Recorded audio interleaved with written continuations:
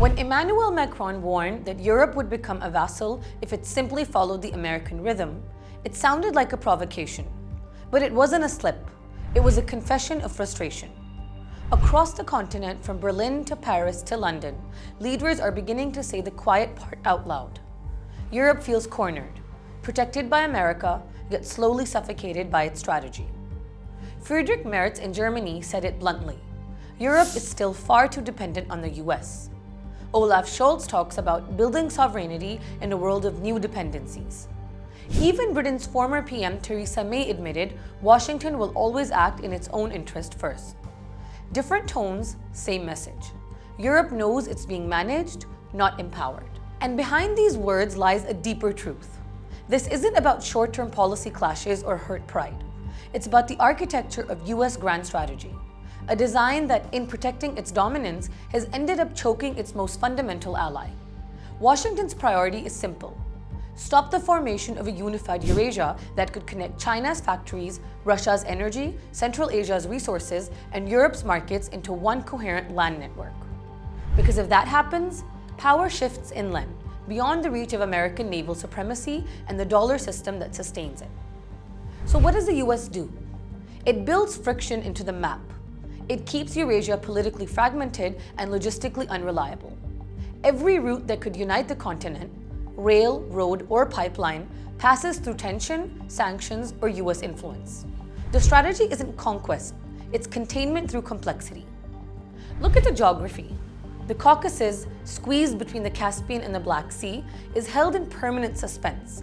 Pipelines and corridors encourage just enough to bypass Russia, but never enough to unify the region. Afghanistan, kept in a twilight of stability and instability, serves as a buffer that blocks China's Belt and Road from reaching Iran and the Arabian Sea. The Turkish Straits, controlled through NATO, remain the valve through which Caspian energy must flow to the Mediterranean. And Iran, sanctioned for decades, is sealed precisely because its geography could knit Central Asia directly to the Gulf, the heart of Eurasian connectivity.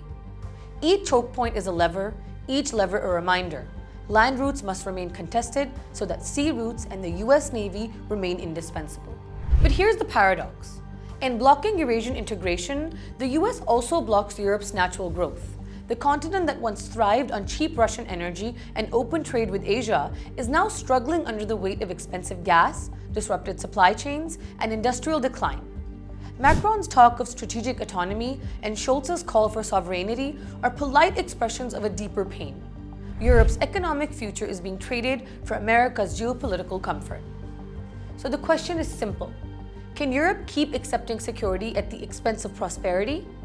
Can it live indefinitely as a fortress instead of a bridge?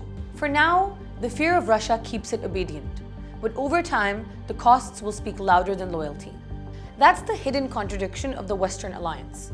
To contain Eurasia, America must also contain Europe. The transatlantic bond that once promised shared strength now enforces asymmetric dependence. Washington dictates the rhythm, Europe pays the price. And the leaders who call for autonomy aren't rebelling. They're gasping for air inside a strategy designed to keep them safe, but never sovereign. And that's the quiet storm now building in Europe. Not a revolution, but a realization that dependence dressed as protection is still dependence. That a fortress, no matter how well defended, can still be a cage. And that someday soon, Europe will have to decide whether it wants to remain America's shield or recover its own voice.